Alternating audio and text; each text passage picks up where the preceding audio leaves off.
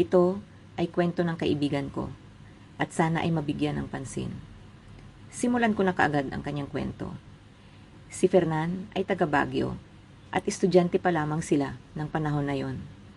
Tuwang-tuwa si Fernan kasi bakasyon na nila at sa unang araw na wala silang pasok sa eskwelahan ay nagkaayaan silang magkaibigan na maglakad-lakad, mag-snack sa mga tindahan sa tabing kalsada, magpapahangin lang. Nasa Cannon Road sila noon, nagkape at nagtinapay sa isang tindahan. Naglakad at tumigil sila sa mataas na bahagi nito.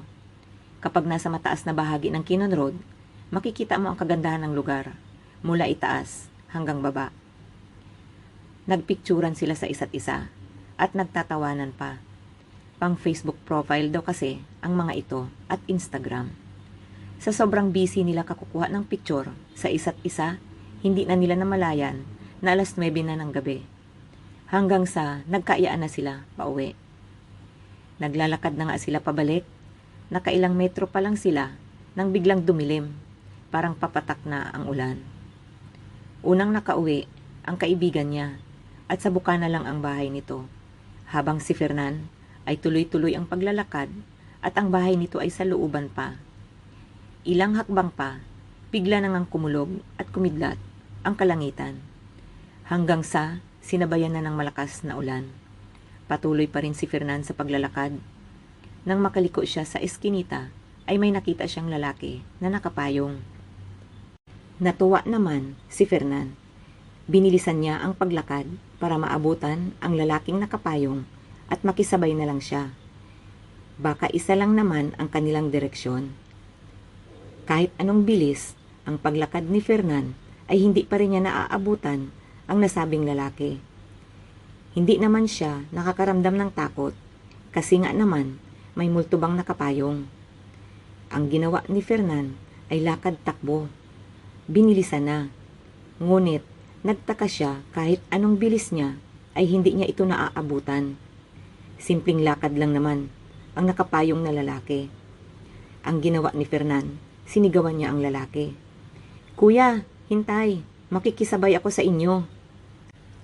Lumingon ang lalaking nakapayong at tinitigan siya.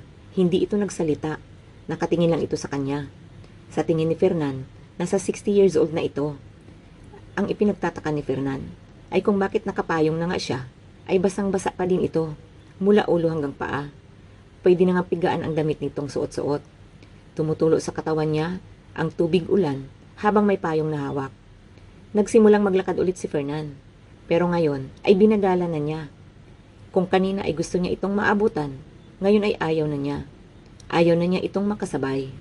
At napansin ni Fernan na binagalan din ng lalaki ang paglalakad. Parang hinihintay na din siya nito. Iba na ang pakiramdam ni Fernan. Sobrang takot na. Wala na siyang ibang choice.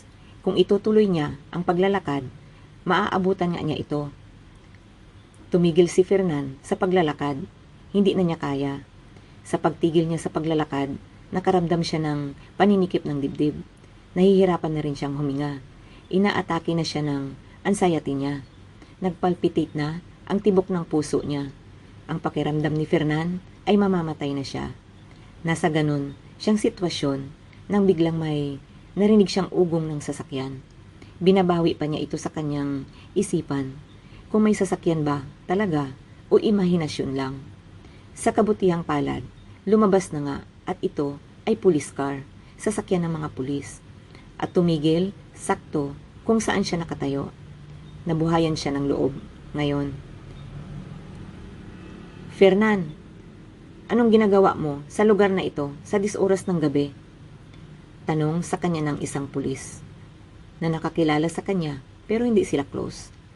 Ganun talaga siguro kapag ikaw ay pulis, dapat kilala mo ang nasasakupan mo.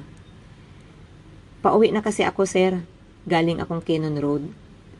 Tapos, nakita ko si kuya, nakapayong, kasi nga malakas ang ulan. Hinahabol ko siya para makisabay ako. Kasi baka isa lang kami ng direksyon." Nagkatinginan ang pulis sa isa't isa na hindi man lang napansin ni Fernan. "Sakay na, ihahatid ka na namin." Masaya namang sumakay si Fernan at nakauwi na siya ng ligtas. Habang papalayo ang pulis car, nag-uusap ang dalawang pulis. Pero hindi na ito alam ni Fernan. Pare, nagpakita na naman pala siya.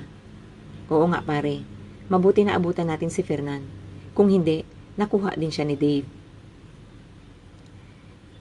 Si Dave ay matagal na palang patay. Ito ay na-hit and run.